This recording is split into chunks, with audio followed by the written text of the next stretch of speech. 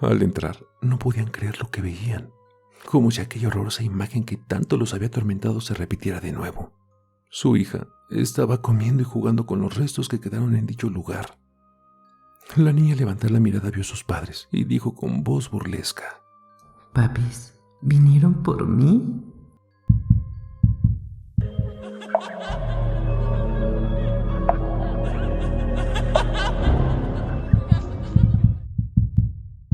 Emma era una niña de pocas amistades, que tenía una manía muy extraña. Le encantaba descuartizar sus juguetes. Esto comenzó como a la edad de 7 años. Sus padres nunca le prestaron mucha atención a pesar del extraño comportamiento de la niña. Al pasar el tiempo, a la edad de 11 años la niña fue un paso más allá. Empezó a matar animales y a descuartizarlos al igual que a sus juguetes. Pasaron los años y Emma iba empeorando su comportamiento. Cómo disfrutaba ver sufrir a los animales. Un día los padres de Emma tuvieron que salir de viaje, dejándolos a ella y a su hermanito César en la casa de la abuela, para que ella los cuidara. Al volver de viaje, los padres llegaron a casa de la abuela y se dieron cuenta de que un olor a putrefacción salía del cuarto de su hija Emma. Al entrar, no podían creer lo que veían. Su sangre se heló y sus ojos se llenaron de terror al ver que Sur había matado y descuartizado a su hermanito y a su abuela, viendo cómo la niña jugaba con sus restos ya en avanzado estado de putrefacción. Los padres, entre miedo, temor y odio, mandaron a su hija a un hospital psiquiátrico, lugar en donde la hija empezó a escuchar voces espeluznantes. En la noche la niña era atormentada por pesadillas horribles hasta que un día la niña despertó de una de sus muy constantes pesadillas y sintió una manita que agarraba la suya con fuerza, pero se logró soltar. Esa noche Emma lloró con mucha fuerza del terror que le había provocado semejante experiencia. A la siguiente noche, la misma cosa empezaba a destaparla y a seguirla torturando. Así pasaron muchas noches hasta que un día, después de tanto luchar con esa presencia, se recostó mirando al techo y con lágrimas en los ojos y con una voz temblorosa preguntó: ¿Qué es lo que quieres? ¿Por qué me molestas tanto? ¿Quién eres? Una voz con timidez de niño pequeño que parecía salida del mismísimo Edén respondió: ¿Qué? ¿Ya no te acuerdas de mí? Ella reconoció la voz y dijo entre lágrimas y sollozos: ¿César? ¿Eres tú? A lo cual la entidad contestó que sí. Ella le preguntó que qué es lo que quería, y aquella entidad contestó con un tono tétrico: Tienes dos opciones. Acabas con tu vida por tu propia mano y terminas así con tu triste agonía en este mísero lugar. O matas a todas las personas de aquí y sacas tu sed de sangre haciendo pagar todas aquellas personas que han hecho que tu estancia esté triste y mísero hospital psiquiátrico un infierno. Como te darás cuenta, el trato es tu alma o las almas de todas las personas en este patético lugar. Ella sonrió y con una voz entre miedo y odio contestó: Elijo la segunda opción. Aquella entidad se despidió dando una carcajada de triunfo, pero fue ahí cuando el infierno se desató. Emma conocía muy bien el lugar: entradas, salidas, pasillos más transcurridos. Además, el hospital era algo pequeño. Al día siguiente Emma fue a la cocina, cogió algunos cuchillos y los escondió rápidamente. Sabía que eso no era suficiente para acabar con tanta gente. Horas después se acercó a una sala donde guardan elementos químicos para la limpieza, entre otros. Cogió un galón que decía altamente inflamable. Con eso ya se sentía mejor preparada para lo que tenía en mente. Llegó la noche y se fue a su habitación. Como es de costumbre, todos se reúnen cada fin de semana en un auditorio relativamente grande, en donde se dan charlas, se enseñan a convivir con los demás, se inculcan valores y una serie de tonterías más. Ese era el día y lugar perfecto para acabar con tanta gentuza. Ese día se levantó muy temprano, fue al auditorio, miraba para todos lados. Lo hacía con mucha sutileza. Roció en zonas estratégicas todo el galón y solo era cuestión de esperar. Una vez que todos estaban dentro del auditorio, Emma tiró varios fósforos y en milésimas de segundo el fuego se apoderó del auditorio. Era el mismísimo infierno. ¡Auxilio! ¡Auxilio!, gritaba la gente. Era imposible salir de ese lugar. Cuando sus padres escucharon la noticia de que había un incendio en el hospital psiquiátrico, fueron lo más rápido que pudieron. El fuego ya se había apagado. Solo quedaban cenizas y algunas cuantas partes que no se habían podido quemar por completo. Al entrar, no podían creer lo que veían, como si aquella horrorosa imagen que tanto los había atormentado se repitiera de nuevo. Su hija estaba comiendo y jugando con los restos que quedaron en dicho lugar. La niña, al levantar la mirada, vio a sus padres y dijo con voz burlesca: Papis, ¿vinieron por mí? ¿Nos vamos a casa? A lo cual los padres, aterrorizados, salieron huyendo, o al menos es lo que trataron. La niña se levantó, fue directamente a su madre, le atravesó un cuchillo que llevaba en su bolso. Su padre se quedó helado viendo cómo su esposa agonizaba en el suelo. Fue ahí cuando Emma se abalanzó con su padre, cortándole la garganta y saboreando la sangre que le brotaba del cuello. Los policías entraron y abrieron fuego contra Emma, matándola en el acto. Desde entonces se dice que el fantasma furioso de su hermano ha condenado el alma de Emma en el hospital psiquiátrico para siempre. Pero cada noche ella es libre de salir y matar cuanta gente quiera, saciando así su sed de sangre que en vida tuvo. Así que bueno, esta noche reza por tu vida. No sabes si puedes ser el siguiente que tenga el placer de conocer a Emma.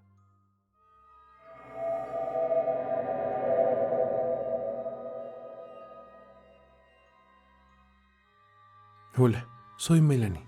Desde que tengo memoria estoy en este colegio internada. Ya no recuerdo ni a mi familia, no volví a salir de aquí. He visto pasar muchos compañeros y compañeras.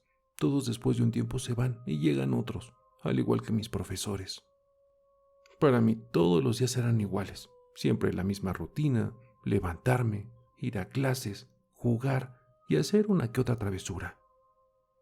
Pero todo cambió cuando llegó él. Ramiro era el niño más lindo que había visto. Sus ojos verdes me sonrojaban cuando me miraba. Jamás me atreví a hablarle y él tampoco se me acercaba. Siempre me miraba desde lejos, a veces con desconfianza y otras veces con cierto miedo. Pero a pesar de eso, sabía que él sentía lo mismo que sentía yo. No podía ocultar que también yo a él le gustaba. Habían días que me sentía un poco más osada y le dejaba algún mensaje en su cuaderno. Generalmente era un corazón con mi nombre y el de él. Él, cuando veía el mensaje, me miraba extrañado. Tan lindo él, se hacía el difícil, mirando hacia todos lados, haciéndome creer que no sabía quién le escribió ese mensaje. Con su llegada iluminó mis días grises, me sacó de la rutina, me entregó felicidad. Ya no me imaginaba estar sin verlo. Lo quería para mí y no descansaría hasta lograrlo. Iba todo bien entre nosotros, yo a su lado siempre, pero él era bastante tímido, por lo que fingía no verme. Pero a mí no me importaba. Sabía que él estaba enamorado de mí como yo de él. Lo notaba cuando me escondía y lo veía buscándome con la mirada. Una mañana en la que estaba escribiéndole un nuevo mensaje de amor, me di cuenta de que había llegado una nueva compañera al salón. Pensé, qué bien, tendré una nueva víctima para mis bromas. Pero esto cambió cuando me di cuenta que Ramiro la miraba mucho. Ella era bonita y mis celos se hicieron presente y comencé a acosarla. Ella no me quitaría a mi Ramiro. En unos días ellos se habían hecho muy amigos y él no me buscaba con la mirada. Eso rompió mi corazón, pero no dejaría de luchar por él. Estaba dispuesto a todo y ella era solo un obstáculo que debía eliminar. Y así lo hice. Un día en que ella pidió permiso para salir del salón para ir al baño, fui tras de ella. Hubiesen visto su cara. Cuando me vio reflejada en el espejo, quiso gritar y no pudo. Sabía lo que le pasaría, se le notaba en la mirada. Le dije: aléjate de Ramiro, él es mío, y ni tú ni nadie me lo quitará. Ella no respondió nada, estaba paralizada mirando al espejo. Me dio tanta rabia que me ignorara que le grité: aléjate de él. La tomé de su rubio cabello y la aventé. La ahogué en el inodoro. Dijo: no es algo de lo cual me siento orgullosa, pero al amor hay que protegerlo y luchar por él. Y eso fue lo que yo hice. Cuando la encontraron, dijeron que se había resbalado en el piso mojado y que se había golpeado en la cabeza, cayendo inconsciente al inodoro, ahogándose. Hasta ese momento todo había resultado bien. Nadie había sospechado de la niña tímida que se sentaba en el fondo del salón. Solo Ramiro intuía lo que realmente había sucedido, pero sabía que lo tendría de nuevo para mí. Pero después de eso ya no me miró más. Estaba distante y cuando encontraba mis mensajes arrancaba la hoja tirándola a la basura. Eso me destrozaba el alma. Al paso de unas semanas llegaron los papás de Ramiro. Entraron a la oficina de la directora del internado. Sabía que se trataba de algo importante, así que sigilosamente me oculté detrás de la puerta para escuchar de lo que hablaban. Al enterarme de lo que pretendían hacer, tuve que tomar medidas extremas. Corrí al salón en busca de Ramiro para contarle lo que sucedía, pero él, al contrario de lo que pensé, no me quiso escuchar. Solo me gritó que me fuera, que ya no quería verme. Eso me enfureció, y sin pensarlo, lo empujé y lo arrojé por la ventana del cuarto piso. Aún recuerdo el sonido que hizo su cabeza al estrellarse contra el pavimento. Hizo crack. El sonido fue una mezcla entre siniestro y gracioso. Había cumplido mi objetivo. Por fin estaríamos juntos para siempre. No dejaría que sus padres se lo llevaran, y menos con la estúpida excusa de que sentía miedo por ver a una niña fantasma. Ahora estamos juntos en este internado. Él ya se adaptó y no siente miedo de mí. Hacemos juntos travesuras a los demás niños y a los profesores. Pero bueno, ninguno de los dos nos acercamos a las ventanas, ya que ese es nuestro primer recuerdo. El mío, escapando de un profesor que intentaba tocarme de una forma indebida. Salté por la ventana del salón. Y Ramiro recuerda que alguien lo empujó desde esa misma ventana. Pero no recuerda quién. Antes de esos momentos, ninguno de los dos tiene recuerdos de una vida pasada. Eso nos hace estar en paz para seguir disfrutando una eternidad de nuestro amor y nuestra compañía. Ay, ya nunca más estaré sola. Aprendí que cuando uno lucha por amor, todo es posible, aunque sea un amor incomprendido y un poco enfermo. Y que la vida y la muerte no están tan lejanas, y que es posible derribar esa frágil barrera. Y eso fue lo que hice. Lo que hice por amor.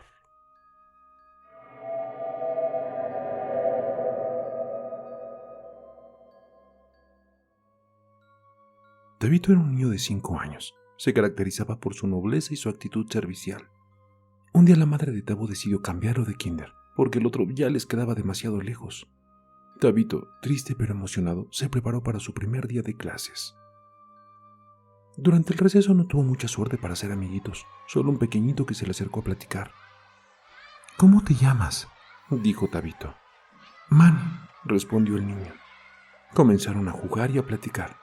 Se acercaba la hora de la salida y Manny comenzó a llorar. ¿Qué tienes, Manny? ¿No te da gusto de que por fin viene tu mamá por ti? Mi mamá ya no viene por mí. Me he parado en la puerta esperando a que la Miss diga mi nombre para salir, pero nunca lo dice. Regreso con miedo a la casita y me escondo en la noche para que la oscuridad no me dé tanto miedo. La maestra gritó el nombre de Tabito. Se fue a la entrada donde su mamá ya lo esperaba. En la casa le contó a su mamá lo que Manny le había dicho. La mamá le dijo: Ay, seguro es una broma. No hagas caso. Todas las mamás siempre vamos por los niños. Era el segundo día en el kinder. Durante las clases, Tabo nunca veía a Manny. Solo lo encontraba durante el receso y a la hora de la salida. Y bueno, nuevamente Manny estaba llorando. ¿Qué tienes, Manny? ¿Por qué lloras? Ya no quiero seguir aquí. Me he tratado de salir, pero no puedo. Es como si estuviera encerradito y no puedo regresar a mi casa. Extraño a mi mami, a mi pececito y mi cama.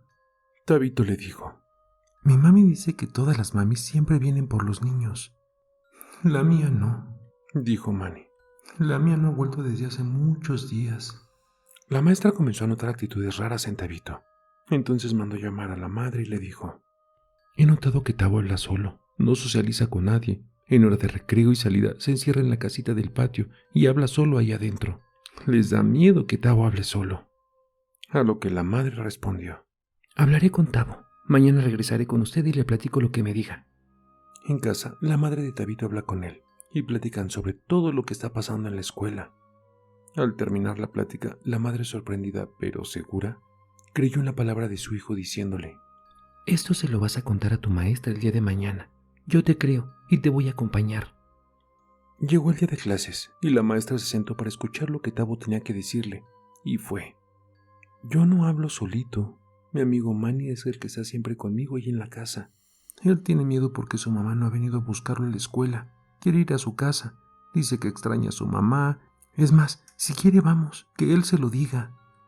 La maestra, paralizada, le dijo a Tabito: Tabito, yo te creo. ¿Puedes ir a jugar al patio? Me voy a quedar un ratito con tu mami.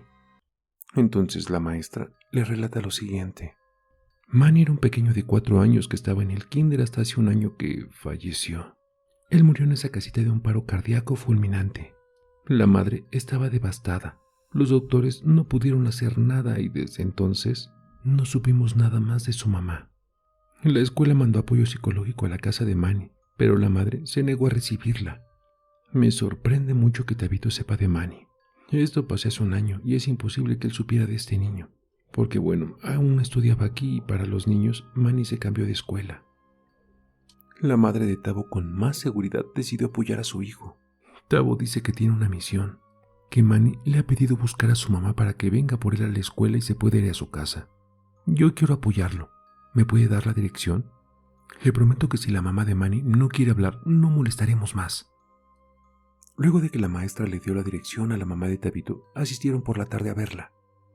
Al tocar la puerta, una mujer demacrada, pálida, fachosa, con ojos hinchados y un oso de felpa en la mano, abrió la puerta con mal humor.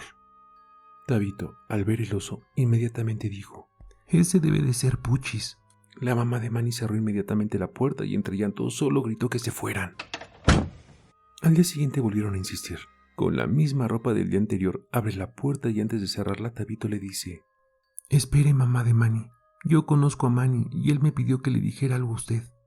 La señora se agacha y le dice: «¿Estudiabas con él?»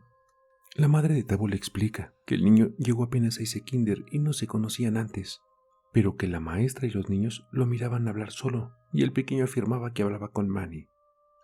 Así pasaron varias semanas mientras Tabo le mandaba recados de Manny a la madre. Esta comenzó a sanar muchas heridas al comenzar a saber cosas de su fallecido hijo. Tabito le dijo: «Señora, Manny quiere que vaya por él a la escuela. Todas las mamis van por sus hijos y Manny ya se quiere ir. Extraña a Puchis, su camita, su hora de cuentos y su beso de buenas noches». Después de tanta convivencia y detalles que Tabo le daba, la madre de Manny accedió a ir a la escuela por él. Temprano, Tabito y Manny se encontraron en la casita de siempre. Platicaron por última vez, rieron y compartieron su último intercambio de palabras. La maestra comienza a nombrar a todos los alumnos por los cuales habían llegado: Marcos, Alex, Ania, así sucesivamente hasta que menciona: «Tabito y Manny, sus mamás han llegado». Emocionado, Manny corre a la puerta, abraza a su maestra, a quien le recorre un frío en el vientre. Manny se acerca a su mamá, a quien no había visto en mucho tiempo. No se podía ver físicamente, pero la madre pudo sentir esa conexión única con su hijo. Se agacha y un escalofrío apacible recorre su cuerpo. Como repito, aunque no podía verlo, ya podía sentir a su hijo abrazándola. Tabito vio alejarse a su mejor amigo Manny y a su madre, con una gran sonrisa en ambos. Tabo solo les dijo: «De nada». En la casa de la madre de Manny, ella sigue la rutina de cuando tenía vivo a su hijo. Llegan a casa, acomodan su mochila en la sala y se sientan en el mueble para platicar cómo le ha ido en la escuela. Después sirve 2 platos de comida. Se sientan a la mesa y ella come como si nada estuviera pasando. Pasaron un día común como cualquier otro, y a pesar de no poder verlo, ella podía sentirlo. Sentía ese frío pero lleno de amor. No quería que el día acabara, pero las horas pasaron y llegó la hora de despedirse. La noche había caído. La madre fue a la habitación de Manny, que estaba levantada y lista para recibirlo. La madre se sienta a la orilla de la cama, lee un cuento como solía hacerlo antes. Este era un niño que tenía que hacer un largo viaje, pero su mamá no podía acompañarlo. Él tiene miedo, pero entonces descubre algo muy importante, que su mamita siempre lo iba a amar, aunque él no pudiera verla y aunque pase mucho tiempo o poco, la mami siempre volverá por él. Saca de un costado a ella a Puchis, el osito de felpa de su hijo, y entre lágrimas le desea las buenas noches. En ese momento, la madre dejó de sentir ese frío que la acompañó durante todo el día y sintió como si un cálido beso en la frente se despidiera de ella. Manny había conseguido la paz y se había marchado para continuar amando a su mamá en el más allá.